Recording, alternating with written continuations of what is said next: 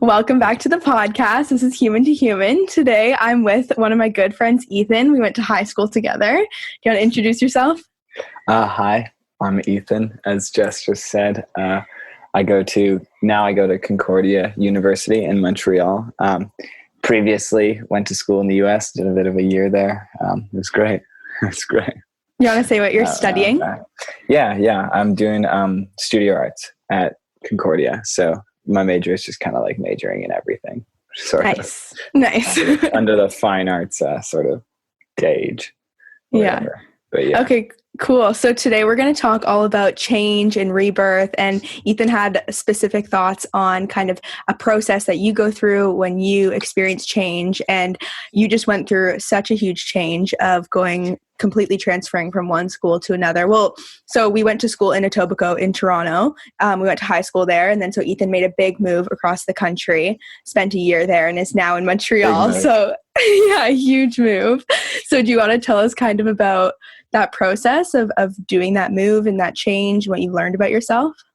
Yeah. I'll talk about that for a bit, and then I can talk about some other things as well, like some of my own ideas. But basically that process of change was something that took a bit of time. Like I think I was sort of feeling that maybe it wasn't the right place, like over winter break, and like feeling like I kind of needed to like get out of there. But I also was like, had it in my head that it was like, we went through all this effort to get there. I like was spending all this money to get me there. And then I needed to like see it through. And then I just like came back like after all of like the COVID stuff hit, and I got back and I was like at home, and then I was thinking about all the flights I had to take to get back to Portland in like August. And I was like, fuck, I don't want to do that. Like, there's no way. And that was like the first sort of indicator that maybe I didn't want to go back. And then there was all these other things. And like, I just decided to like look into Concordia just on a whim. Then it started becoming more and more like clear to me that that's what I wanted to do. And I think what I learned about it a lot is from that situation was that like, to not see something through to the end isn't like a sign of weakness. Like quitting isn't a sign of weakness. It's like, if anything, like to realize that something isn't like going that great and like you're not loving it. I think it takes more strength of character to like be like, fuck, I'm done with this and I need to move on to like something else, find a new like sort of path. But yeah. That's such a good point. Oh my God. I feel like you've already dove in so deep into it so quickly that it's not a sign of weakness, and there's nothing wrong with choosing a different path. A lot of people think that it's a sign of weakness to not see something through to the end, because they're just like, that's the way it's been like ingrained in our heads that we need to like think we need to finish things. But do you think if COVID didn't hit and you didn't come home at the time you did, that you would have stayed or switched? I have no idea. I like, it's really, I think I wasn't like, I was a bit unsure about going back, but when I was there, I was still in my head that I was coming back within a couple of weeks, or like that I was going to be back in August. So who knows, I might have still been there. But maybe it took like that little bit of extra like of like COVID and all of that to like really get my mind like rolling on that sort of thought. But yeah, no, I have no idea. I could have still been there. It was just a matter of just like thinking about it for like a number of days, like to a week at a time, and just like not being able to not think about it, and like realizing, oh, maybe there's a reason. What do you feel like you've learned about yourself through changing schools, moving across the country, and then making another big change?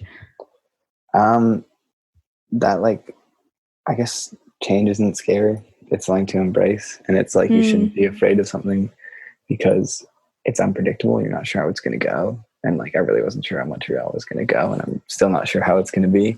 And if it was like in the long run, if it was the better thing, but it's just like taking shit as they come and like figuring out like where to go from there, and it all works out in the end. So like, and I honestly, I feel like when like we're considering a big life change, like you can kind of tell what's right. Like your body like pulls you one way or another. Like for me, I was totally being pulled to come to the West Coast and leave Toronto. And I think it's a matter of if we want to listen to it or not. Well, you can't stop getting that like thought out of your brain. And if you will allow me, I can transition into more Please. of my, because that is actually the perfect segue. But like, it's like, so basically when I got back, I was like, had kind of like scrapped my artist statement at the beginning of the year. Cause I was like, fuck, I just want to make work without having to put myself into these, like this box all the time. Cause I saw so many people at my school just making work for the sake of making work. So I was like, I need to just do that. I need to just create without these boundaries of like putting into a certain idea. So I worked all year just like that. And I started noticing like themes and reoccurring patterns and this and that. And like, then I was at home and I was like talking to my mom for a bit and we're talking about art. And I was like watching this show at the time that got me really inspired. And like, I sort of just started like coming up with all these ideas again that I felt like I wanted to explore more or that were being explored within my work. And that is like the idea of like rebirth and change and things becoming something else and like otherworldly sort of bits and bobs. But basically what I created sort of was this like thing that I called the rebirth cycle, which is a bit of a dramatic name because I just call it, I sometimes just refer to it as like the stages of change or stages of like rebirth. And it's not like rebirth in the sense of like, oh, you're a completely new person. It can be something super small. And it's just, but like change comes on all levels. But I noticed that like in my own life, I went through sort of every time I went through a significant change and even like a smaller change, I sort of went through this cycle, no matter how long it took each like stage to like go through. But yeah, so basically like what we're talking about with having an idea in our head and not being able to get rid of it and then acknowledging it. And so that like, so the first stage in my stage of rebirth cycle or whatever, is acknowledgement. Cause it's like what it takes to go through that change is like acknowledging that you want it to happen, and acknowledging that it's there. And like, as I've kind of through this, which seems obvious, like, but like that, like change is in no way subconscious. Like I think change is completely conscious, whether or not it's very small or like you can't go through change without in some way wanting it. I think. And so that first stage is acknowledgement, like realizing that there's something wrong and then there needs to be a change. And then the second stage I would say is desire, which is different because it's not like realizing that want, it's acknowledgement is realizing that want is there, and desire is like fueling that want and being like, oh, I really want to make this happen. Like I need this, I need to go through this sort of thing. And then I would say after desire, it would be like action, which is like taking the necessary like steps to achieve those things that you want. Like start like go walking up those stairs to get to the top to wherever that changes, you know? And then after that, it's metamorphosis. And so like, or like literally metamorphosis or change, which is just when you start to see like the change occurring, and you begin to see yourself becoming like this new sort of version of yourself, however that may be. And then stage 5 is like acceptance, which is like accepting the way you were alongside the way you are becoming. So like, I find what a lot of people do is they look back on parts of themselves and they're like, ooh, that was like cringe or that was like weird. And it's like, but that was just all a part of that process to get you where you need to be today and where you are today. So it's like accepting that was a part of your history. And that is what that pushed you to change into who you are now. And then accepting who you are now as well. And then the final stage is like enlightenment as well. It's like born anew, you are now walking this plane with past knowledge and mistakes that only make your new self stronger. And that I would say is like, which I noticed, like I related it to like some shit I went through like in high school. I related that to like the wanting to switch schools. It's like I just saw myself go through that every time, and like coming out as like whether or not it was like drastically different, but feeling like that even makes me think about like when you're going through change, what it can do when you're fighting it, and when you don't, you're not accepting it, you're not acknowledging it, you're not allowing it to take place. Like when COVID happened, I feel like you use that as an opportunity to be like, okay, let's think about what I really want. And for me, when COVID happened, I think I fought the change so much when it first took place that it made it so much harder to experience enlightenment and experience this new growth and rebirth from it. Yeah, totally. Because it's not like you can't the change isn't going to happen without you. And like the change in your mind isn't just going to happen one day. So you need to be a part of it. And like, so that is acknowledging it and like exist instead of fighting it. And if you fight it, you're not going to be a part of it, and it's not going to go the way. I don't think it'll go the best way possible, to be honest. Yeah. But like, I don't know. I've just been sort of like playing around with that a lot lately, and just thinking about how like change being conscious, and that like I realized like I didn't go through no change in my life except for like, you know, like maybe with like just growing up and stuff. But who knows? There's could have been part of me that been like, oh, I don't want to be like that anymore. You know. But yeah. I love that. I feel like change is something we experience all the time in like like I actually remember so many moments where I was sitting being like, everything is changing so fast. Holy shit. Like, what do I do? Oh my God. But it's like, we're constantly changing. Yeah. It's constant. Every single day. Sometimes it's just bigger than others. And that's why I see it as like a cycle, right? Yeah. And a cycle of like, what do you call it? Do you call it like the 6-step process in Rebirth?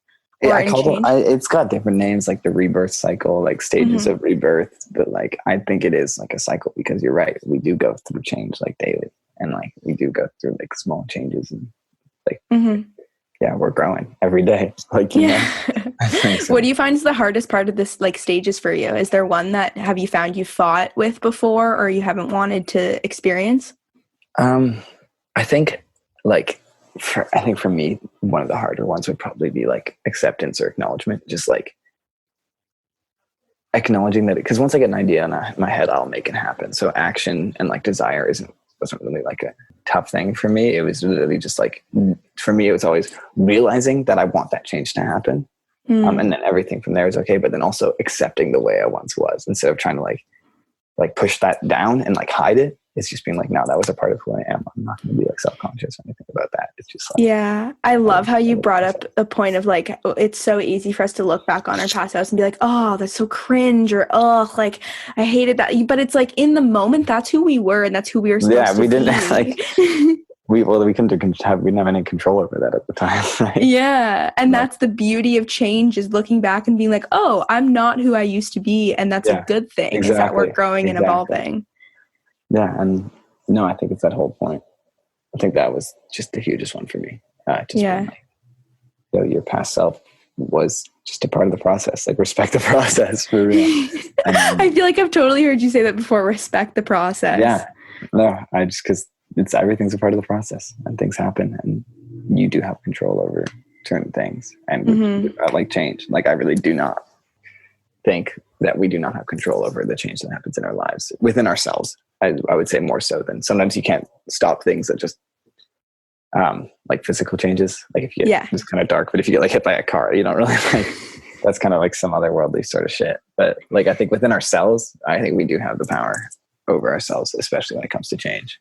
Yeah. I think it's also interesting to think about like external factors and how that can really impact our change or us going through change. And like, people's opinions can really deter us from listening to that like inner instincts we have, and that pull we have, like your pull to change schools, my pull to move here. It's really easy to hear other people's opinions and be like, is that what I really think? Or like, should I go with what they feel? Because people's also, I think a huge part of change is like people putting their fears onto you. And then that can actually like hinder us from accepting it and diving into it as fully as we would have without it. Exactly. Because people just want to like, they brought their own concerns about it, and those concerns get reflected out onto you, and then that can affect you in some way. And that's why but it's still, even so, like all these external like factors can like trigger that idea, like COVID making me think of like, maybe I should switch schools. But it's like, ultimately, there's not. I do not believe there's enough physical factors in the world to make someone like go through their own mental change like that. And you prove me wrong, like if I'm wrong, but like I feel like it's just people, like these physical things can happen, but it's up to them to change what goes on inside. Yeah. I'm curious if you've experienced this. This is something I've been thinking about and talking about a lot recently, is like fears that you have, or like overall what you vocalize and what you put out there will come true. And like for me, like my mom has vocalized many times. She's like said, when you move across the country, like, you have to come back, you have to come back. And she's vocalized that fear of me not coming back. So now for me, when I've been in really beautiful moments here, I'll be like, how can I ever leave? Right. And so I think that's like resisting change and speaking your fears out loud. And I'm curious if you've experienced any sort of form of that while you've gone through all these processes. Like speaking my fears out Yeah, loud? or people around you, or if you put something out there, if it's happened or come, like, any of your thoughts on that? I can't think of specific, but I guess one example would be to that, if I'm like, I tend to, like, if I'm going through something, or like really going through something that's really kind of got me fucked up, and I'm just like not sure like how to think about it or whatever, I'll like write down everything that's sort of scaring me about it. Like, and I don't say I resort to writing things down like often, but when it's really fucking bugging me, I'll pull out my phone and write down like a huge paragraph on notes of just like everything that's sort of scaring me. And then I find by the time I get to the end of the paragraph, like, it's even just that change over that as I write it more and more and try to get the thoughts out. And it's just like not having things jumbled in because things are scarier as well when they're like jumbled in your brain, and your brain, yeah, adding all of this stuff on top of it. And it's like, so just getting it out onto like paper or onto like a note or something is just like, it's very helpful for me, at least, to like work through that and sort of figure it out. And yeah, some people I guess do that through like just saying it out loud and like saying it to people. Yeah, that is a really good, it's a good way to put it though, because I feel like when everything is a lot scarier in our brain, and I like, hype everything, like this is such a big deal to move somewhere so far, or to make a big change, or to transfer schools, and it can seem so huge in your brain, and then you write it down, or your fears are so big inside your head, and then you write it down, and you're like, oh, wait, this is totally possible. I can design my life. I can go wherever I want. I can live wherever I want. Yeah, that's the way it is. Yeah, it becomes a lot more attainable once it's out of your head, because your head fucks things up. Your head says, like, throws a bunch of shit in there that you don't really need. And you just need to get like the main thought out there. That's such a good way to put it. Your head throws a bunch of things in there that you don't need. It's the truth. That's why a lot of people write things down. Why, like, I don't get people that can just, they don't write things down. They keep it all in their brain. I just feel like I would forget everything. I feel like I have to process everything like not externally, but like I can't just sit, because I know like one of my old roommates, he had to like just sit in his head for a long time and just like think everything through. And I'm like, no, I need to talk about it and I need to write it down. Yeah, I'm similar. Yeah, very much so. Like, which is, it's interesting. I don't feel like I need to get it out of my head to someone else or onto writing, or like, in that way I can like properly process it. And that's, that's like another thing that's like part of that whole like rebirth sort of thing. Like, that's like action right there. That's like, that's the necessary steps you're taking to like understand the change and like to figure out how you can like go through it properly. So you like, you could apply it to that. But that being said, I don't know how, like, I don't know if this would apply to everyone. This is coming from very much from a personal experience, which is to go branch off to another thing, is also new for me. Like, making work about actually like coming from personal like things, because I never really felt comfortable making work about myself that featured myself in any way. Really? Oh, wow. I didn't. No, it wasn't for me. Also, because I didn't feel like I could, because I didn't feel like there was anything I had to say about anything that was like worth my opinion. And like, so I just didn't ever make work really about myself. I would always make it about other things, like characters and things like that. But then like working through this, like, and coming up with these ideas is very much so like what's helped me kind of transition to making more work about just myself. And it doesn't have to be about anything like crazy, just about like whatever. Like, I've been writing like a script about this topic that's like I imagine it as like an animated series, and eventually, but it's like a 7 episode list, or 7 episodes, maybe potentially 8. And each episode is like a dive into one of the things, into one of the stages, and then with an intro. And like, that's been huge too, because that is sort of all about me, that whole script. And like, kind of, it's helped me work through, that script has helped me work through like a lot of things, like writing down, like, like coming to terms with certain things. So that was like, that script in itself was one of the stages for me going through like a change. When that change being like my recent like breakup, right? And like, so, and I wrote down a lot about my feelings about that integrated into the script and like how I was how I was dealing with it. So that's like another big like change thing.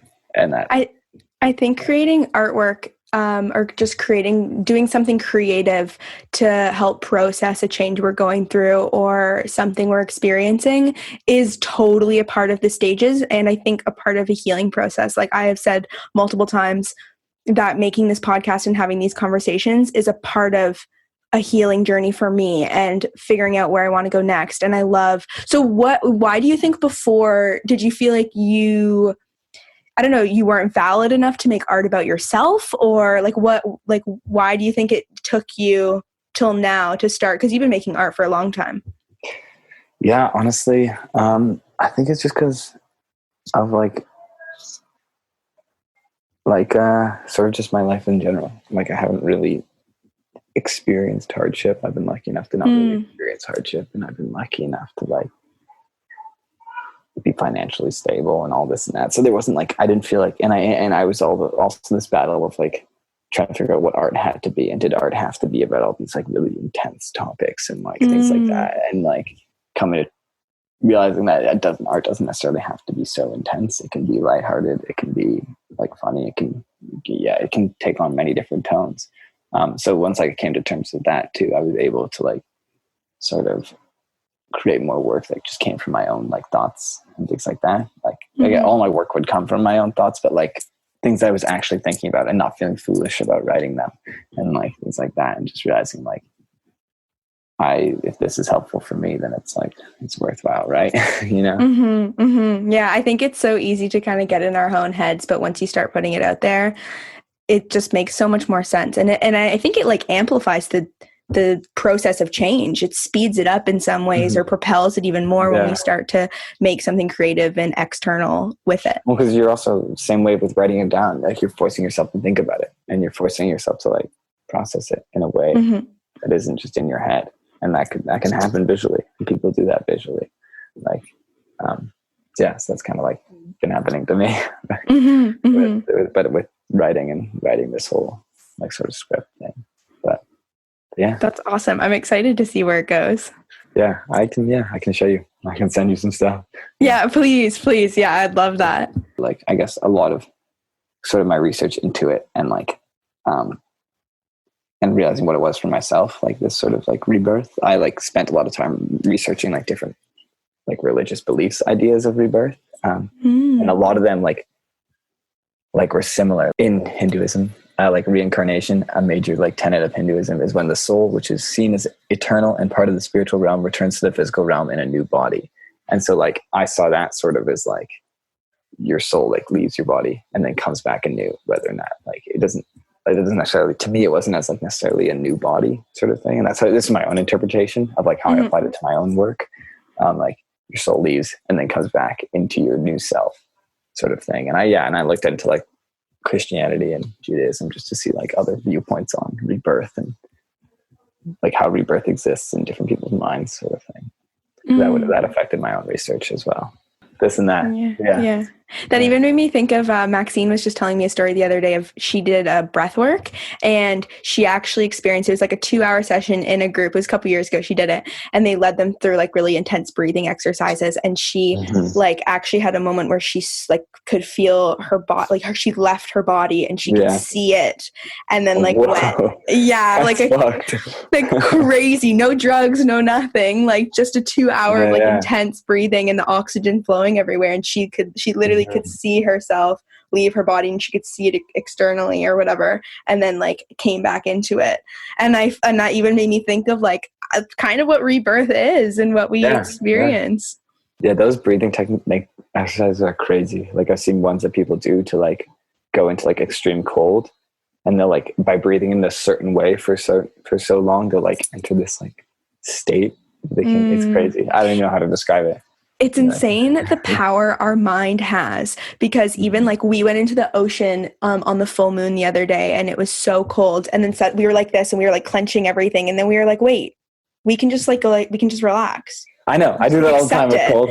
Yeah. And you just like breathe and you're just like, and you're like, no, I'm good. I got colder this. when you're like this. You're colder when you're like that. And then you tell your mind. Yeah. And I think life is harder and things are more difficult and just kind of crazy when we're clenching so hard to a past thing or a past self and we're holding on so tight. Yeah. And then when we let go and we accept, it's like, okay, the change is going to flow and the good shit's going to come. Happen. Exactly. Yeah. I think what I like, just another thing as well, it's like relating to this is like therapy or rehab or something like that.